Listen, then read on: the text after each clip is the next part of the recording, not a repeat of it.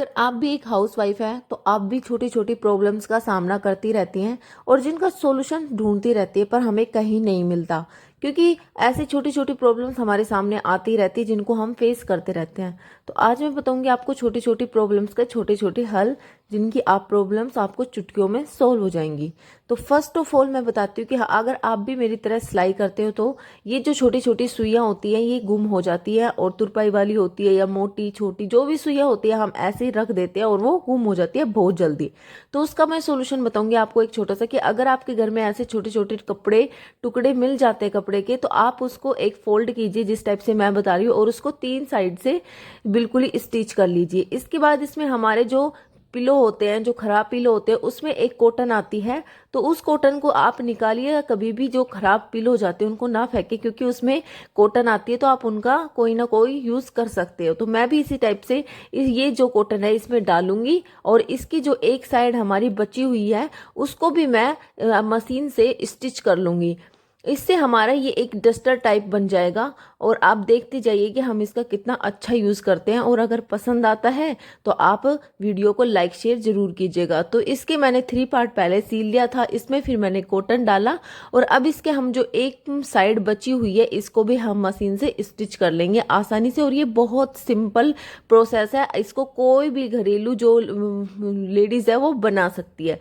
इस टाइप से मैंने इस डस्टर को बना लिया, और आप इसमें जो आपकी सुइयाँ होती है यूज़ करने की, चाहे छोटी हो चाहे बड़ी हो, इसमें आप आसानी से उनको रख सकते हो और वो कभी भी नहीं खुएंगी, और आपके लिए बहुत ही आसान रहेंगी। क्योंकि हमारे घरों में छोटे बच्चे होते हैं तो उनको चुभने का बहुत डर रहता है। तो आप इससे आपकी ये प्रॉब्लम बहुत आसानी से सोल्व हो जाएगी।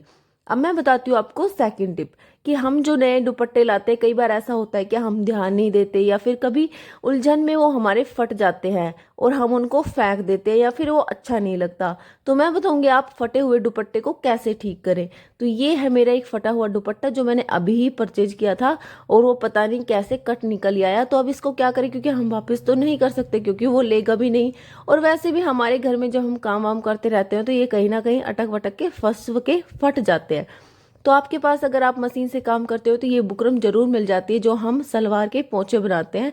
तो आप उसका एक छोटा सा टुकड़ा काटिए और उसको पेस्ट से जो पेस्ट आता है उसको पेस्टिंग कर लीजिए। इसके बाद इसी कलर की कोई भी नेल पेंट हमारे पास मिल जाती है, जिस टाइप का दुपट्टा है उस पर वो ही नेल पेंट यूज कर लीजिए, और ये बिल्कुल भी दिखेगा नहीं कि आपका दुपट्टा कहीं से फटा भी था, और आपकी प्रॉब्लम चुटकियों में सोल्व हो जाएगी। तो ये है दुपट्टे का मतलब जो दूसरी साइड होती है उस वो है जिस पे हम पेस्ट करेंगे, और इसकी सीधी वाली साइड है, मैं आपको अभी पलट के दिखाऊंगी कि उस पे जो छोटा सा है वाइट कलर का दिखेगा, तो उस पे भी आप इसी तरीके से बिल्कुल नेल पेंट से मतलब कलर कर दीजिए। और वो नेल पेंट एक ऐसी होती है कि जल्दी से रिमूव भी नहीं होती, कि आप अगर धोओगे तो ये रिमूव हो जाएगी, ऐसी कोई प्रॉब्लम नहीं फेस करनी पड़ेगी आपको।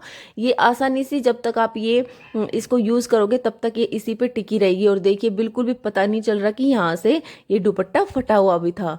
आप ऐसे ही अपने फटे हुए दुपट्टे को, या फिर कहीं भी ऐसा कुछ हो जाता है कट वगैरह लग जाता है, तो आप उसको ऐसे ठीक कर सकते हो। अब तीसरी टिप आती है कि हम जब सर्दियों में थर्मस यूज करते हैं तो कुछ ऐसी मतलब उसमें एक गंदी सी स्मेल आ जाती है, क्योंकि हम उसमें चाय गरम दूध और ये सब इस्तेमाल करते हो। तो ये हमारी एक आम बात है कि उसमें स्मेल हो जाती है। पर उसको दूर कैसे करें, तो मैं बताती हूँ कि सबसे पहले जो इसके अंदर थर्मस का जो ढक्कन होता है उसमें एक रबड़ आती है। मेन तो यही होता है कि इस रबड़ में कुछ फंस जाता है, या फिर चाय की स्मेल इसलिए रहती है क्योंकि ये अच्छे से साफ नहीं हो पाती। तो पहले हम इसको साफ करेंगे, उसके बाद मैं थर्मस को बताऊंगी कि थर्मस की स्मेल को कैसे दूर करें। तो इस रबड़ को हमेशा साफ रखिएगा, 10-15 दिन या 7-8 दिन में आप इसको खोल के इसी टाइप से निकाल लीजिए। और इसके बाद इसको जो हमारे घर में नींबू होता है, पहले इसको गर्म पानी लिया है मैंने, उसमें रख दीजिए, जिससे कि इसकी जो एक्स्ट्रा इसमें स्मेल हो चुकी है वो दूर हो जाएगी। उसके बाद मैं उसमें थोड़ी देर गर्म पानी में रख देती हूँ।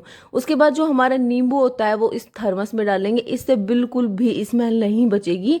और इसको कम से कम आप 7 से 8 घंटे तक इसी में इस नींबू को छोड़ के इसको बंद करके रख दीजिए। तो मैंने एक नींबू निचोड़ दिया है और साथ उसका छिलका भी मैंने उसी में डाल दिया है, और इसको बंद करके रख देते हैं हम एक साइड।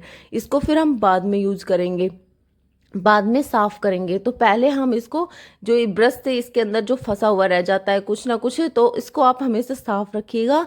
इसके बाद हम उस रबड़ को साफ करेंगे। तो मैंने ये रबड़ को कम से कम आधा घंटा तक गर्म पानी में रखा है, तो इसकी कुछ परसेंट जो स्मेल है वो अभी जा चुकी है। इसके बाद जो अंदर का जो हिस्सा होता है उसको भी ब्रश से साफ कर लीजिए, और रबड़ को भी आप नींबू रगड़ के और अच्छे से स्मेल साफ कर लीजिए। जब इसमें आप रबड़ डालें तो ध्यान रखें कि ऊपर से इस ढक्कन को बंद करके जब रबड़ डालिएगा, वरना तो रबड़ नहीं डल पाएगी। और अगर आप ढक्कन बंद करके फिर इसमें रबड़ डालेंगे तो आसानी से रबड़ डल जाती है। तो आधा घंटा होने के बाद मैंने फिर से इस थर्मस को उठाया, और आप इसको अच्छे से गर्म पानी से वॉश कर लीजिए। और इसको जब भी आप यूज करके रखें तो हमेशा खुला करके रखें, ढक्कन को कभी भी बंद करके ना रखें, इससे कभी भी स्मेल नहीं